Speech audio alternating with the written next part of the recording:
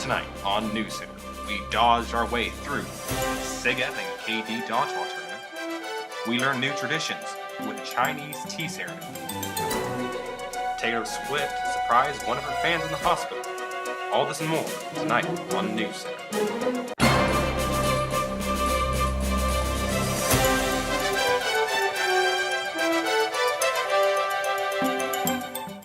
Good evening and welcome to NewsCenter. I'm Sahara LaForce. And I'm Jason Hall. Here's what's making headlines for April 11th, 2019. Morehead State held an informative movie viewing about media representation of Appalachia. The event premiered with the film Stranger with a Camera and concluded with Hillbilly. Director of Hillbilly, Ashley York, met with Josh Bryant to discuss the viewing. It was a very rigorous process that took 5 years to make this film. We finished the film about 1 year ago. We premiered at the Nashville Film Festival and at a series of other festivals throughout the country over the last year, and we have just started our university and community engagement screenings. So that's a very important part of our process because we want to share the movie with a rich and varied audience. We want rural communities to see the film. We want urban communities to see the film. And we are, so fortunate to have been invited to participate in this lovely event tonight that is a deep dive into media representations of Appalachia. The film will be on Hulu any day now. We did a deal with them, so the movie will be available for streaming.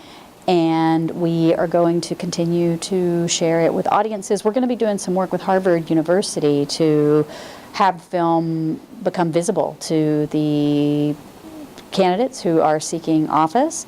They have a really incredible program called the Women in Public Policy Program, and they are working with women candidates, specifically a lot of the Democratic candidates, because they think that the themes in this film are very important for these folks seeking office to see and to understand, because rural people were obviously they have been overlooked in a way that became very transformative in the 2016 presidential election, and there's a lot that this film has to say. Tuesday evening, a 12-year-old boy from Grayson, Kentucky was sent to the hospital after collapsing from cardiac arrest at baseball practice. The young boy required a defibrillator while still on the field. He has been flown to a hospital in Cincinnati and is steady getting better. This incident has led his community to raise $5,000 in just one day to help his family. Julian Assange has been arrested in London's Ecuadorian embassy following charges of sexual assault and rape. WikiLeaks founder Julian Assange fled to the embassy where he was facing being extradited to Sweden. He then found political asylum inside the Ecuadorian embassy. After 7 years of asylum there, Ecuador officials allowed British police to come inside and arrest him. At this point, it is unclear if he will be extradited to Sweden or the United States for prosecution. Morehead's Theater Honors Fraternity, Theta Alpha Phi, and several other members of the theater department gathered together for a good cause this past weekend.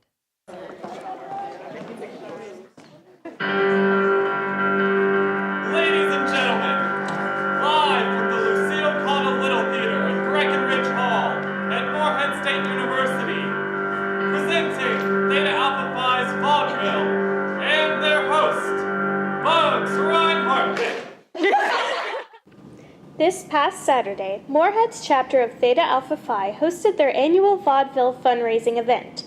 Vaudeville chairhead Bugs Reinhardt told us a little more about what vaudeville is and who it benefits. This past weekend, Theta Alpha Phi hosted an event called Vaudeville, which is sort of a fundraiser where we have people come in and display various talents like singing, comedy, dancing, spoken word, poetry, just things of that variety. So we did vaudeville for our philanthropy, which is the Gateway Homeless Coalition. That is a group here in Morehead that works to combat homelessness and give shelter to not just women and children and not just men, but it's one of the few homeless programs that does not separate families. So we do these events every now and then to try to raise money to give to them. Vaudeville is our biggest philanthropy program, and we raised like $200 to give to them. In addition to performances, there was a raffle for several different items. Chapter President Hannah Maggard awarded the prizes at the beginning of the second act. At the end of the event, Theta awarded the Gateway Homeless Coalition's Ashley Straka all the money that was made during the event. Thank you so much for coming and donating. And we have raised $155.23 for Gateway. Now let's check in with Isaac Kroom for a preview of this week's weather. Well, I mean, you just couldn't ask for a better day than it was today, right? 83 degrees outside, sunny, a little bit of clouds, a little bit of wind, but it was just a really good day all around. That will continue throughout the night. However, there are some storms and showers on the way, so we'll get more into that a little later in the show. But just enjoy this weather while you can for now. Well, you know what they say about April showers. Yeah, they bring May flowers. We're hoping that's true this year, too.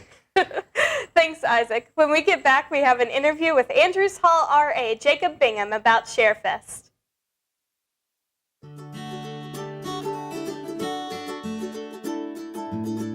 We don't care where you are from. We support you.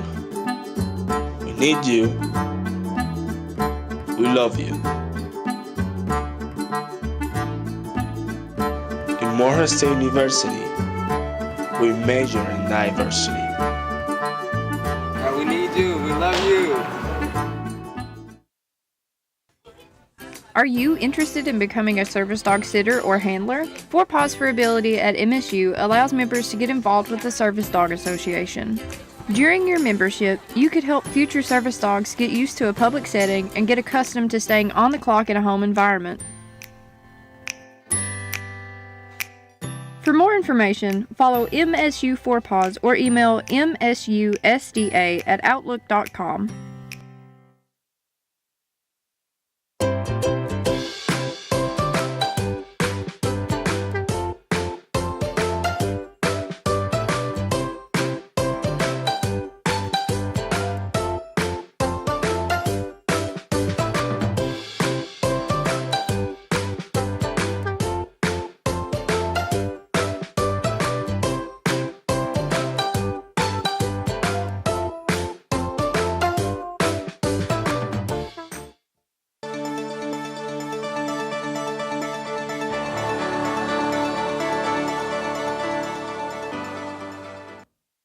Welcome back. I'm here with Jacob Bingham. So, Jacob, what exactly is ShareFest? So, ShareFest is a program that a few of us RAs put together. It's going to benefit Hope Hill Youth Services out in Mount Sterling or Hope, Kentucky. The goal is to donate not only some clothes, but some like no-sew tie-together blankets that people can make, anyone in the community, and donate some clothes that are from residents that are currently in the residence halls. Oh, very nice. So, what exactly encouraged you guys to hold ShareFest? There's been a few different RAs who have been involved with Hope Hill in some way or another over the year, but we've found out that this program is one that needs a lot of help. The girls that are there, you know, they've been through a lot of different hard situations, and this is kind of their last chance to go back into society in a normal way. And whenever they come out of the program, they give them clothes and things like that, but it's not something that they have a huge resource for, so we want to be there for them and support them any way that we can. That's awesome. So, who all can attend this event? Anybody can attend. We would be more than happy to have not only people from the campus, but people from the community. The more the merrier, honestly. Oh, awesome. So why exactly do you think that people should come out and support this? This is a program that it allows you to give back to your community, and it allows you to give back to a good cause. It's mostly like 9 to 17-year-old girls who, like I said before, they've been through a lot in their life, and they need all the help they can get, and this is our chance to give back to them. Awesome. So what day is it on, and where is it being held? It's going to be next Tuesday, April 17th, and it's going to be in between Andrews and alumni here on campus. There's a lawn there. We're going to have a bunch of things set up, and like I said, we'd be more than happy to have anyone come out and help. Awesome. Well, that sounds like a great cause. Well, thank you, Jacob. We'll be right back with your weather update. Thank you so much. Want to lose weight but don't know where to start? The first step is simple. Get active. Take a stroll from your dorm down to the Fuzzy Duck for about a 1-mile round trip. You can take it a step further and start cooking some healthy food, but walk to IGA instead of driving to Kroger. That's about 1.5 miles. And when you want to reward yourself for making progress, a trip to the movies is a 3-mile round trip. Once walking gets too easy, you can always start jogging. Happy exercising!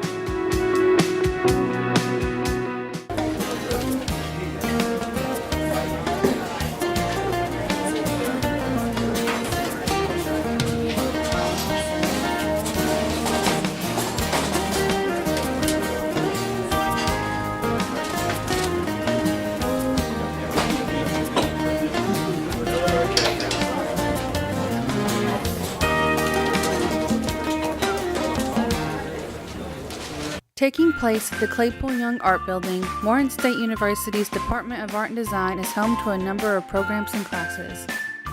You can take courses in painting, drawing, graphic design, history, photography, and more.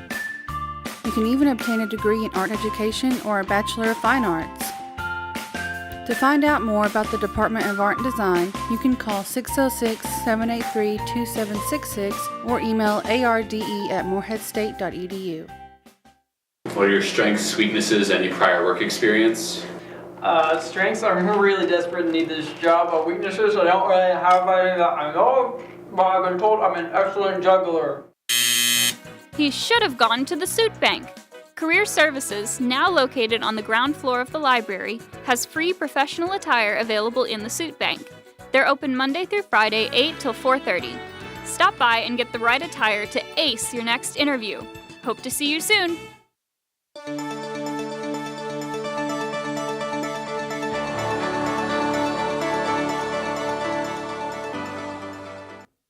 Well, good afternoon, Morehead. My name is Isaac Kroom, and I am going to be delivering the weather today.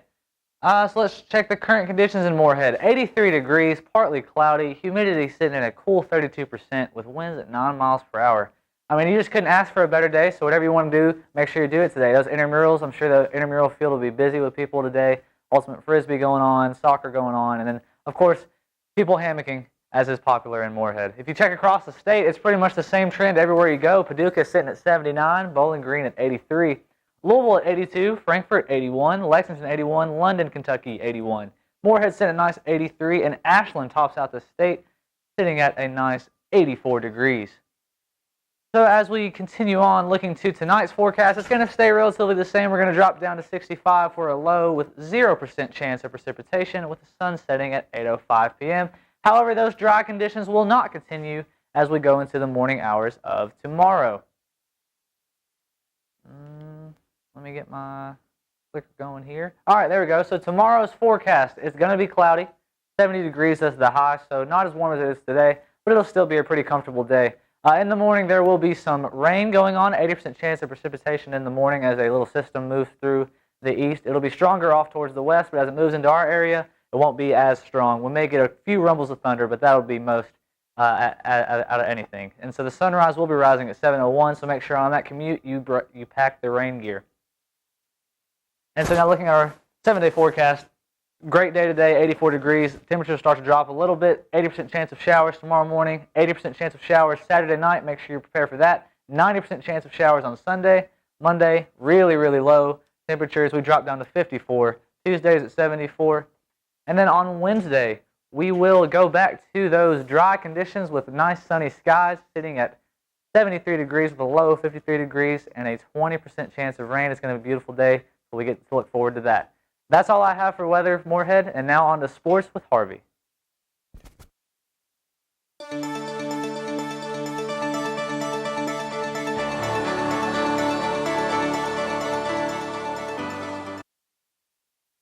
The MSU Beach volleyball team was in action this past weekend at the Conway Classic Tournament, hosted by Coastal Carolina.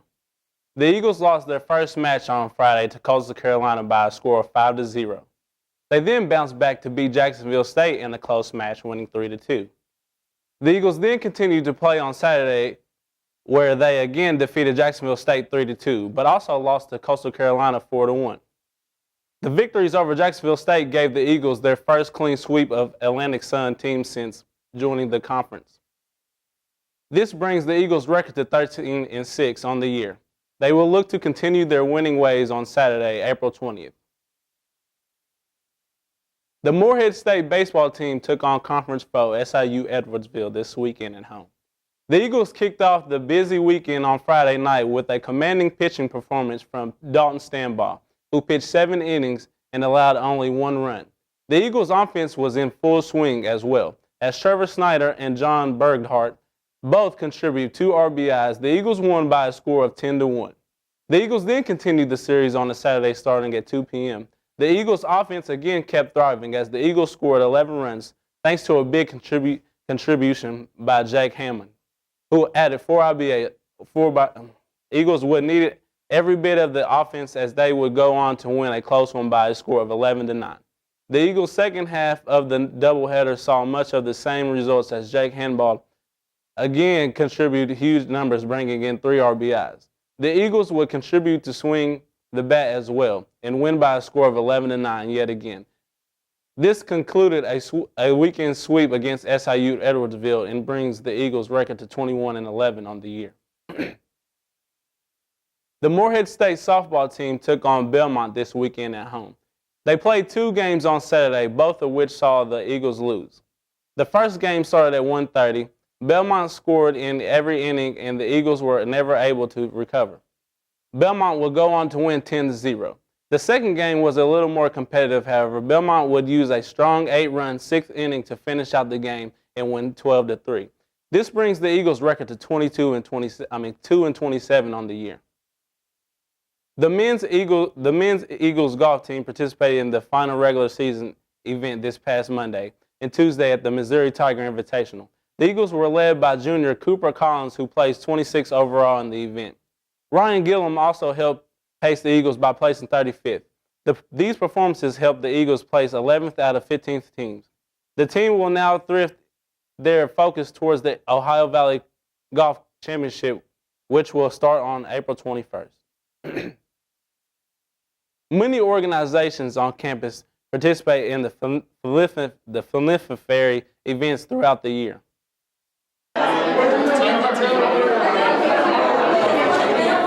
The Kappa Delta sorority partnered with Sigma Phi Epsilon to host the 3rd annual dodgeball tournament last Tuesday at the Recreation and Wellness Center.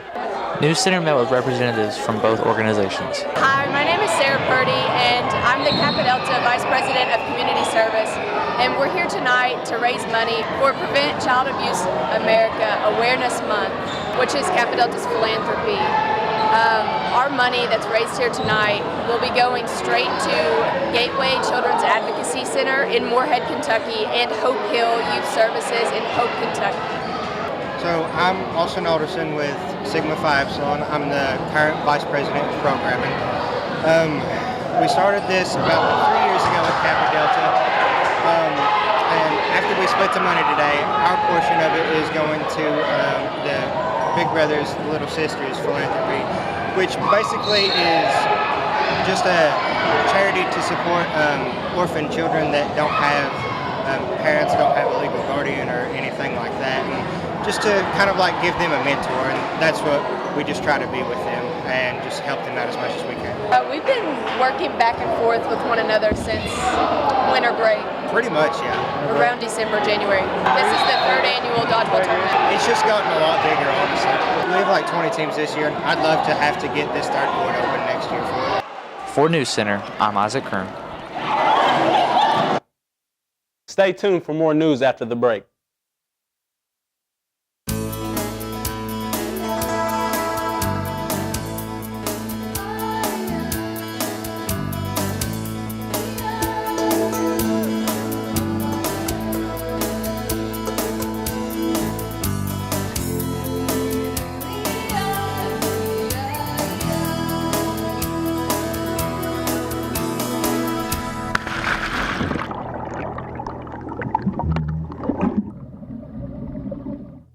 Tired of playing video games by yourself? King me. Don't have any friends to play board games with? Or any friends at all? Then come join the Morehead State gaming community every Tuesday night at 7 to enjoy board games, video games, and more. Hosted on the 2nd floor of the Camden Carroll Library.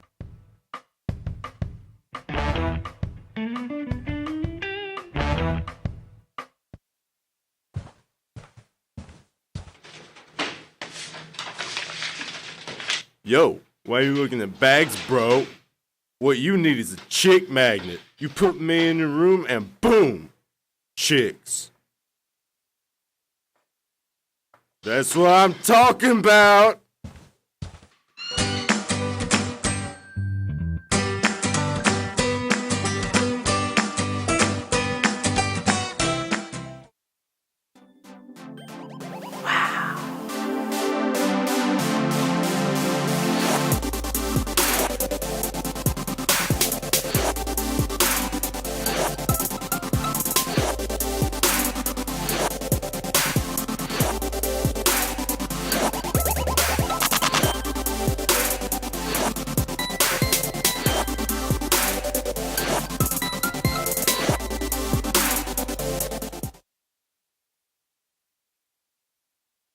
The first ever image of a black hole was released Wednesday from an international team of researchers led by Dr. Katie Bauman. National Science Foundation Director France A. Cordova said the enormous black hole is some 55 million light years from Earth in the Virgo galaxy cluster, with a mass 6.5 billion times that of our Sun. This image was created by using a network of 8 radio telescopes created by the researchers at the Event Horizon Telescope. EHT Director Shep Dolman said that the breakthrough came after a decade of work to align myriad working parts of the project and gain the highest resolution possible from the Earth's surface. Kentucky resident Lindsay Sizemore received a surprise of a lifetime. After being hospitalized for serious injuries following a car crash, Sizemore received a gift from the artist Taylor Swift. Swift got wind of her fans' accident, then sent flowers and a card to Sizemore's room on Tuesday. Sizemore shared on Facebook pictures and a video showing her gratitude. Let me open it for you? I love you. Well, you want a letter opener? I want to open get some scissors gently. Yeah. You're so silly. Calm down. See the... Mama, she wrote that.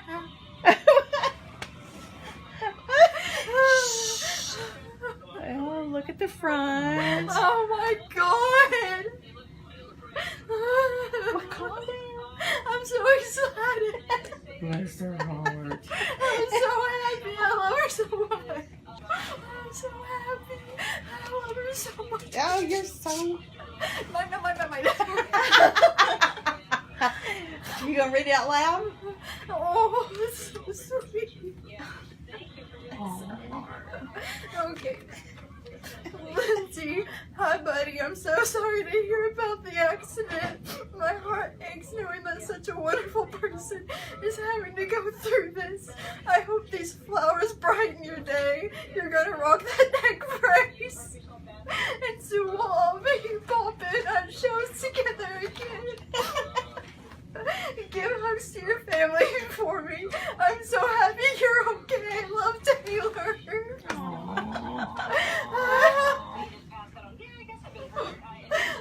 The Chinese tea ceremony took place last night. NewsCenter's Olivia Lee was there for the event. On the little Buddha and the tea pets is what they're called. To reflect upon other cultures, the Campus Activity Board held a Chinese tea ceremony in Aduk. Activity Board member Sammy Case explains what this event is. The Chinese tea ceremony is a traditional way to serve tea in Chinese culture. They really focus on purifying, making the perfect cup of tea. Everything involves rinsing, cleaning. Everything involves a really particular way that they like to do it. It takes a lot of steps, but at the end of it, they feel like the tea's pure. This isn't the first time the Campus Activities Board has put on a cultural event. We've done the Chinese tea ceremony before. In January, Kayla Bowen, our cultural coordinator for CAB, led that, and it went really well. We had about 8 or 10 people come, and a lot of people missed it because they weren't able to come, so we thought, hey, we do it again. We're trying to hit some other cultures and some more traditions, but this was one that people wanted to bring back. If you missed out on this event, the Campus Activities Board has more fun events in the month of April. The week before Dead Week, we're doing a pre-exam slam. We're going to have a comedian come on Wednesday night after Student Choice Awards. It's at 8 p.m. in Button Drill Room. And we're going to do Fishy Friends. We're giving out some goldfish and some fish tanks, gravel and plants, and some food for them to get you ready to go home with the new pet.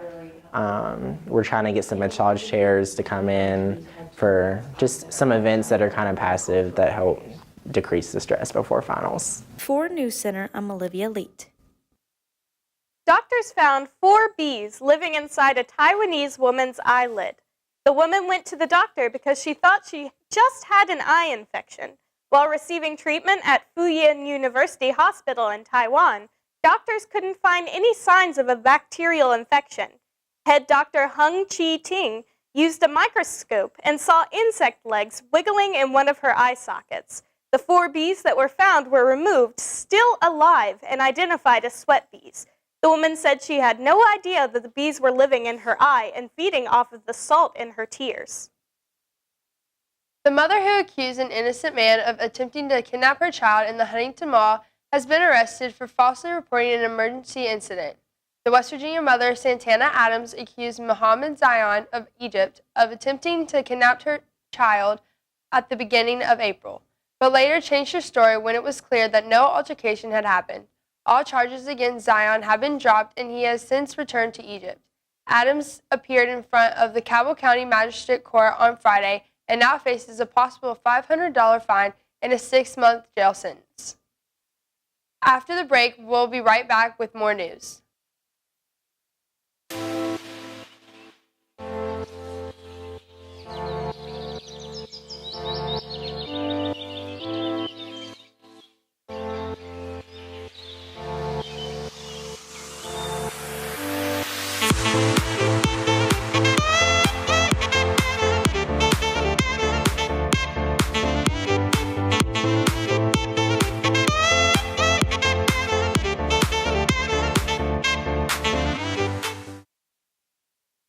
Students had a glowing time at the Wingo Binglow Tuesday night. Student Erin Reeves shared her experience. My name's Erin Reeves. And